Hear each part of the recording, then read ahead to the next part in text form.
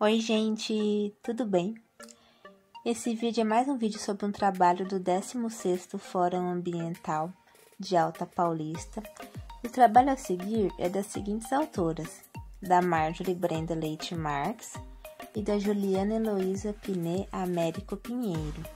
Bom, essa daí sou eu. Eu sou a Marjorie e sou eu que vou apresentar esse vídeo. Eu sou bióloga, mestre em recursos hídricos, formada pela Unesp de Ilha Solteira. O trabalho a seguir é sobre um agrotóxico da classe dos organofosforados chamado clorpirifos. E no caso, nesse trabalho, eu busquei saber a ocorrência do clorpirifos em ambientes aquáticos, no caso, foi ambientes aquáticos de água doce, e seus efeitos ecotoxicológicos em bioindicadores.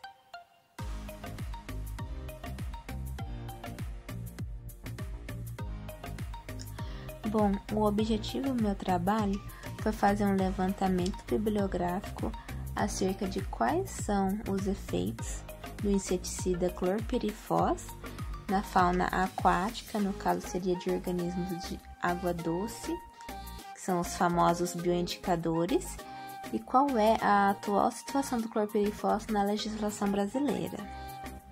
Bom, o Brasil é um país onde a principal fonte de economia ainda está voltada com a agricultura. Assim como a maioria dos países subemergentes, a agricultura ainda é o principal fator de economia para o crescimento do PIB anual. Só que o Brasil é um país com um clima muito tropical, ou seja, a incidência de pragas de lavoura é muito grande. Então, isso faz com que o nosso país esteja entre o ranking dos principais países que mais consomem agrotóxicos. Só que o maior problema é que o uso de agrotóxicos acaba influenciando não só nas pragas de lavoura, mas também em outros organismos, chamados organismos não-alvo. Apesar do Brasil ser um país de clima tropical, diferente dos outros países, o Brasil consome muito agrotóxicos porque ele não conta com um inverno rigoroso para poder interromper o ciclo de reprodução das pragas. No Brasil é mais ou menos assim, verão quase o ano todo e as outras estações então, principalmente o inverno, quase não se vê aqui, né? Se bem que, ultimamente, as estações do ano estão mais ou menos assim, né? Porém, isso daqui é conversa para um outro assunto num outro dia. Dentre o grupo dos agrotóxicos mais utilizados no Brasil, temos o grupo dos organofosforados.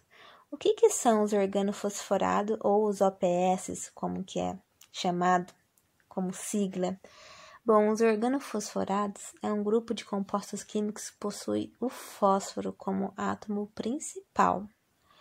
Esse tipo de composto químico, a principal característica dele é a intoxicação de qualquer tipo de ser vivo. Mas como que o organofosforado vai ter ação nas comunidades aquáticas?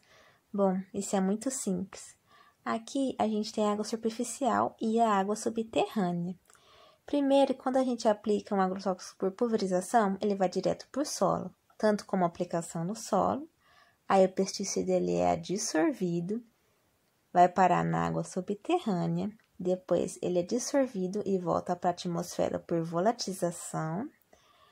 Devido às chuvas, enxurradas, tudo que ocorre na parte do solo, vai tudo também parar nas águas superficiais por erosão. Também por precipitação, aplicação direta e também efluentes, tanto domésticos como industriais, e também lavagem de materiais na própria água superficial. Só que de que maneira os organofosforados vão atingir as pragas de lavoura e também os organismos não-alvo? Primeiro, que todos nós, seres vivos, possuímos uma enzima chamada acetilcolinesterase e uma outra chamada acetilcolina. São enzimas responsáveis pela transmissão do impulso nervoso. A acetilcolina, ela transmite o impulso nervoso E a acetilcolinesterase vai controlar essa transmissão que vai passar pela acetilcolina. No entanto, os organofosforados vão inibir a ação da acetilcolinesterase, ou seja, inibindo a ação dessa enzima é quando acontece a toxicidade do produto. Mas o que acontece quando a ação da acetilcolinesterase é inibida no nosso corpo? Primeiro, ocorre a paralisia celular, depois incoordenações motoras e, por fim, espasmos musculares que vai paralisar todos os nossos músculos, inclusive os respiratórios. E é dessa maneira que os organismos acabam morrendo por intoxicação ou por falta de movimentação desses músculos que são paralisados devido à inibição dessa enzima, que é muito importante no nosso corpo. E é assim que ocorre a morte por intoxicação. E dentre o grupo dos organofosforados existe um pesticida chamado clorpirifos. O clorpirifos ele é da classe dos organofosforados e, como o próprio nome diz, clorpirifos, ele possui, é claro, um átomo de fósforo, porque ele é organofosforado, e 3 átomos de cloro. Para quem não sabe, o cloro é um elemento químico acumulativo nos tecidos adiposos e também um átomo de nitrogênio. O clorpirifos possui ação inseticida contra artrópodes, formicida contra formigas e acaricida contra ácaros. O clorpirifos ele é utilizado nas principais culturas brasileiras, como milho, café, citros, soja, algodão, pastagem, trigo, entre muitas outras culturas.